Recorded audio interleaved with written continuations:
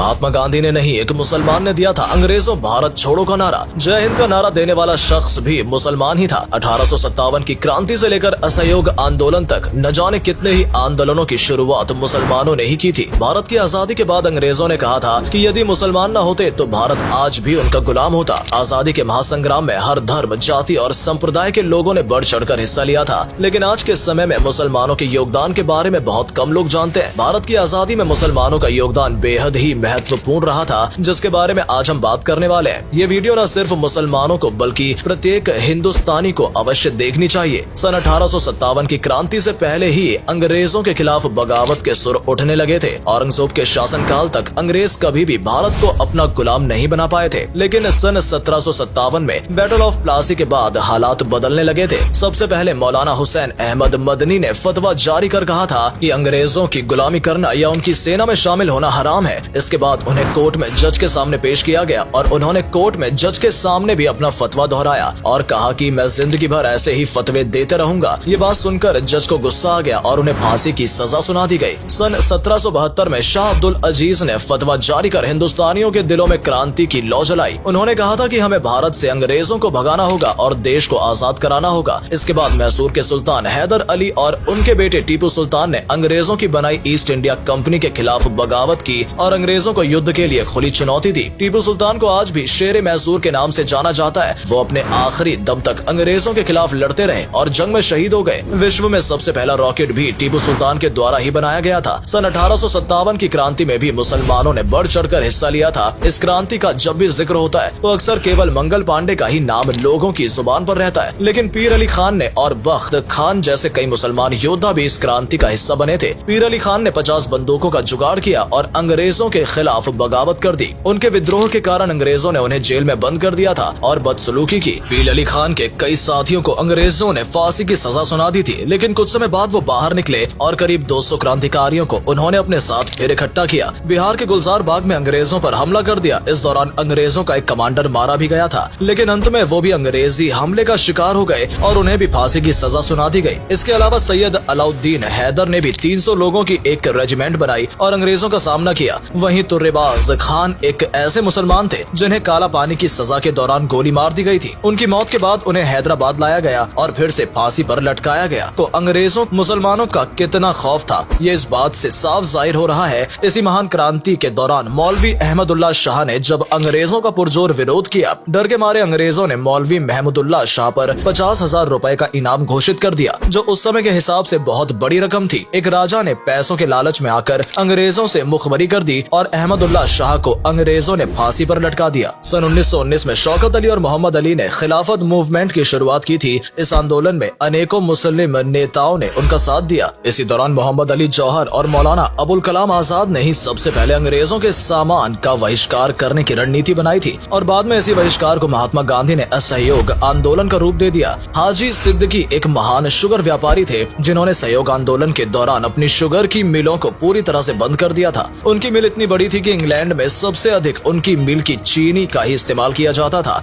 भगत सिंह को जब फांसी की सजा सुनाई गई थी तो उनका केस लड़ने वाले बैरिस्टर आसिफ अली एक मुसलमान ही थे। कई बड़े बड़े वकीलों ने अंग्रेजों के डर से भगत सिंह का केस लड़ने से मना कर दिया था। यदि उस दौरान शोभा सिंह केस में अपनी गवाही न देती तो भगत सिंह फांसी से बच सकते थे। मुसलमानों ने भारत की आजादी के लिए कई सारे नारे दिए जिनका इस्तेमाल खूब जोरों शोरों से किया गया। महान उर्दू कवि हजरत मोहानी ने सबसे पहले इनकलाब जिंदाबाद का नारा दिया था। इन्होंने आजादी की रूपरेखा तैयार करने में भी अहम भूमिका निभाई थी। अंग्रेजों भारत छोड़ो का नारा महात्मा गांधी ने नहीं बल्कि सबसे पहले यूसुफ मेहर अली के द्वारा दिया गया था। इन्होंने ही साइमन कमीशन का विरोध करते हुए साइमन गो बैक का नारा भी दिया था। आज के समय में पढ़ाया जाता है कि जय हिंद का नारा सुभाष चंद्र बोस ने दिया था, लेकिन जय हिंद का सबसे पहला नारा आबिद हसन सफरानी ने दिया था। कानपुर के रहने वाले अजीमुल्ला खान ने सबसे पहले मादरे वतन भारत की जय का नारा दिया था। बाद में कुछ सांप्रदायिक लोगों ने इस नारे में माता शब्द जोड़ दिया था। अजीमुल्ला खान ने ही भारत के लिए राष्ट्रीय गीत लिखा था जिसके बोल कुछ इस प्रकार है।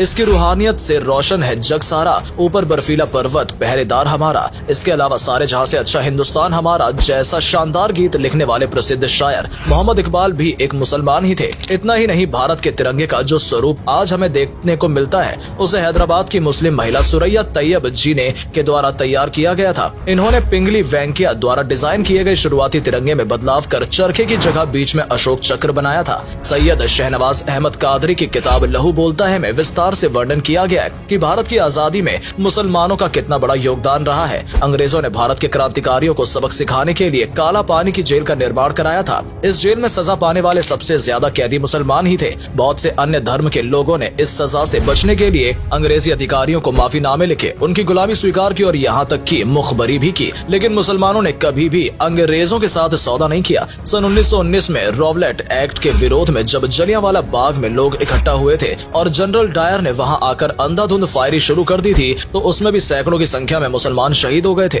भारत की आजादी की लड़ाई में इंडियन नेशनल कांग्रेस सबसे बड़ी पार्टी के रूप में उभर कर सामने आई थी। इस पार्टी में 9 बार मुसलमान अध्यक्ष बने थे। साथ ही मुस्लिम लीग ने भी अंग्रेजों को खदेड़ने में अहम भूमिका निभाई थी। सन 1857 में उत्तर प्रदेश में दारुल उलूम देवबंद की स्थापना की गई थी। इसकी स्थापना मोहम्मद कासिम ननोतवी, फजलुर रहमान उस्मानी और सैयद मोहम्मद आबिद ने मिलकर की थी। बहुत कम लोग ये बात जानते हैं कि इसकी स्थापना अंग्रेजों को भारत से भगाने के लिए ही की गई थी। इस मदरसे का उद्देश्य ऐसे क्रांतिकारियों को पैदा करना था जो आगे चलकर भारत की आजादी में अपना योगदान दे सके, और ऐसा हुआ भी। दारुल उलूम देवबंद से पढ़ने वाले कई मुसलमान क्रांतिकारियों ने भारत की आजादी के लिए अपना सब कुछ न्यौछावर कर दिया था। अशफाक उल्लाह खान जैसे महान क्रांतिकारी को केवल 27 साल की उम्र में फांसी दे दी गई थी। सन 1921 में केरल के मोपला आंदोलन हुआ था, जिसमें हजारों की संख्या में मुसलमान वीर गति को प्राप्त हो गए थे और न जाने कितने ही मुसलमानों को जेल में बंद कर दिया गया था। डॉक्टर भीमराव अम्बेडकर को पहचान दिलाने में भी मुसलमानों का अहम योगदान रहा है। साल 1946 में बाबा साहेब ने जब चुनाव लड़ा तो दलित होने के कारण उन्हें हार का सामना करना पड़ा था। इसके बाद मुस्लिम लीग ने उन्हें बंगाल के मुसलमान बहुल इलाके से चुनाव लड़वाया और उन्हें जीत दिलाई। इसके बाद ही बाबा साहेब अम्बेडकर संविधान सभा का हिस्सा बने और आज उन्हें संविधान के जनक के रूप में जाना जाता है। हाकिम अजमल खान ने आजादी के आंदोलन में गांधी का भरपूर साथ दिया था। बहुत से लोगों का ऐसा भी मानना है कि इन्होंने ही गांधी जी को सबसे पहले महात्मा का टाइटल दिया था।